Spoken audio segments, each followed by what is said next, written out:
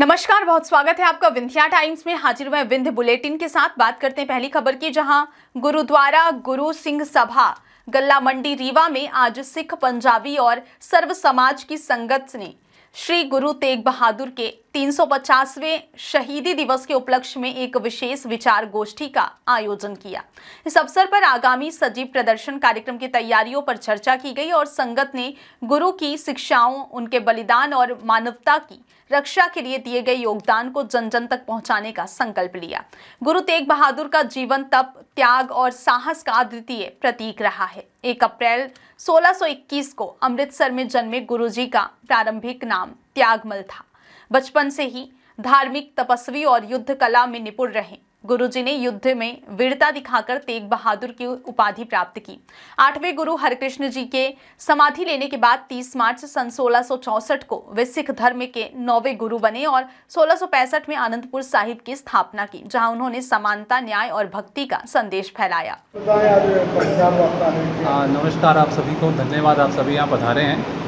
तो आपको जानकारी ये देनी है और समस्त जनमानस को भी ये जानकारी देनी है कि सिखों के 9वें गुरु श्री गुरु तेग बहादुर जी, जिनका 350वां शहीदी दिवस पूरे भारत और पूरे विश्व स्तर में मनाया जा रहा है, जिसके उपलक्ष्य में मध्य प्रदेश संस्कृति विभाग और पंजाबी साहित्य अकेडमी भोपाल, गुरुद्वारा सिंह सभा रीवा के सहयोग से एक सजीव नाट्य रूपांतरण का प्रोग्राम 26/10/2025 को कृष्णा राज कपूर ऑडिटोरियम में शाम को 6:30 बजे से लेकर रात को 9 बजे तक रखा गया है, जिसमें गुरु तेग बहादुर जी की जो जीवन पूरा उनका सार, उनकी शहीदी क्यों दी उन्होंने, वो सभी एक जीवंत रूप में दिखाया जाएगा।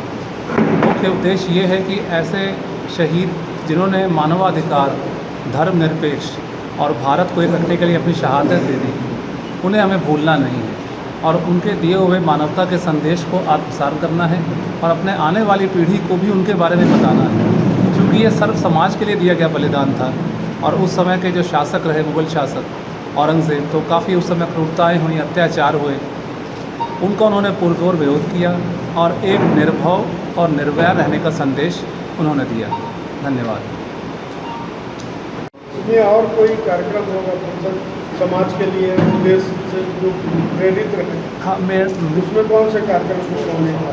अभी ये 26 तारीख को पहला स्टार्ट होगा। 26 तारीख को कृष्णा राज कपूर ऑडिटोरियम में शाम को 6:30 से 9 बजे तक। इसके अलावा शिरोमणि गुरुद्वारा प्रबंधक कमेटी अमृतसर, जिसको हम लोग हरमंदिर साहिब या गोल्डन टेम्पल जानते हैं, उन्होंने 21 अगस्त से एक भव्य शोभा यात्रा नगर कीर्तन पूरे इंडिया का भ्रमण कर रही है। उसका जो समाप्ति होगी वो होगी नवंबर में अनंतपुर साहिब में। अनंतपुर साहिब की नगरी को भी गुरु तेग बहादुर साहब ने ही बसाया है। तो ये 2.5 महीने की यात्रा है, जो कि पूरे भारत के प्रमुख स्थानों से होते हुए जहाँ जहाँ गुरु साहब गए हैं, तो सभी को जोड़ते हुए एकता का संदेश देते हुए ये यात्रा वहाँ समाप्त होगी और फिर वो 24 नवंबर को पूरे भारतवर्ष में और विश्व में मनाया जाएगा। जी,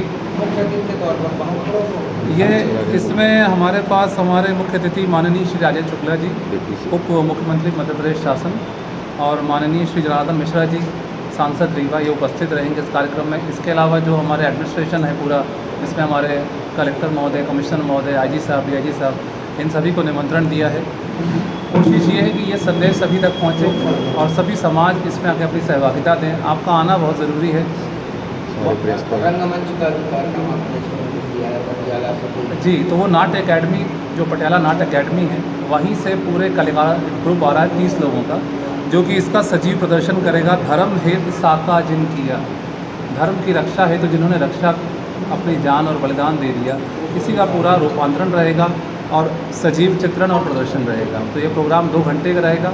आप सभी से भी निवेदन है कि आप सभी वहाँ पहुँचें, परिवार समेत पहुँचें और वहाँ पे इसकी समाप्ति के पश्चात लंगर की व्यवस्था भी की गई है। तो यही निवेदन है कि आप सभी वहाँ पहुँचें।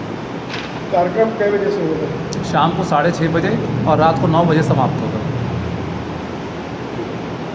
हम बात करते हैं अगली खबर की, जहां सीधी जिले के खड्डी चौकी अंतर्गत रिमारी में सूरज मिश्रा की निर्मम हत्या के बाद अखिल भारतीय ब्राह्मण महासभा और शिवसेना जिला इकाई ने आरोपियों पर कड़ी कार्रवाई को लेकर जिला प्रशासन पर सवाल खड़े करते हुए ज्ञापन सौंपा है।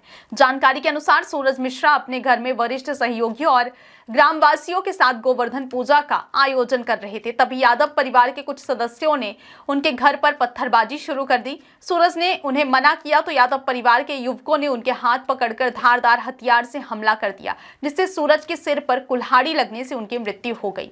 इस घटना के बाद पीड़ित परिवार ने मुख्यमंत्री और कलेक्टर के नाम ज्ञापन सौंपकर अपराधियों पर कड़ी से कड़ी कार्रवाई, फांसी की सजा, 2 करोड़ का मुआवजा, पीड़ित परिवार के एक सदस्य को सरकारी नौकरी और अपराधियों के घर पर बुलडोजर कार्रवाई की मांग की है।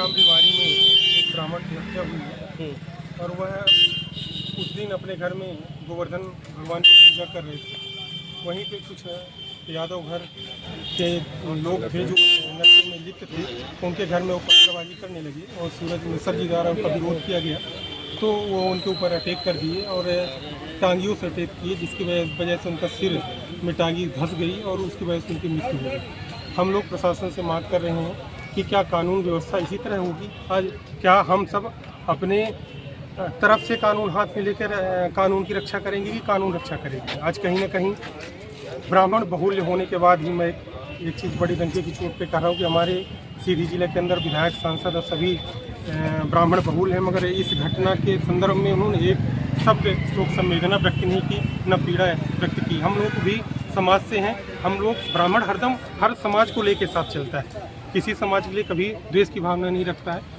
और हमारे ब्राह्मण समाज के भी जो लोग आरोपी रहते हैं, हम लोग उनका विरोध करते हैं, जो गलत होता है गलत करते हैं, मगर जो कृत्य वहाँ पे किया गया है, जैसे हम लोग वहाँ पे यह मांग कर रहे हैं कि वह लड़का घर का अकेला था, वो गोवर्धन पूजा कर रहा था, उसकी हत्या कर दी गई।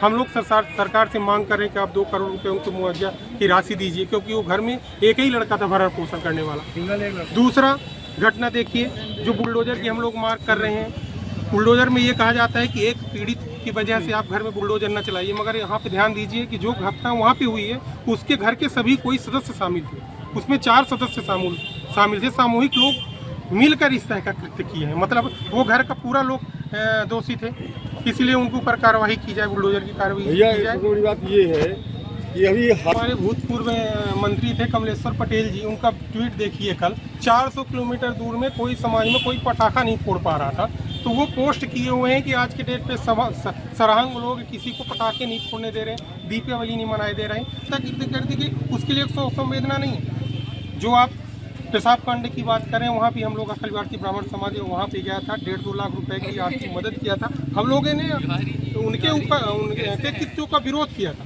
मगर प्रशासन से यही मांग किया था कि उनके ऊपर कठोर कार्रवाई की जाए, मगर उनके घर पर कार्रवाई नहीं की जाए कि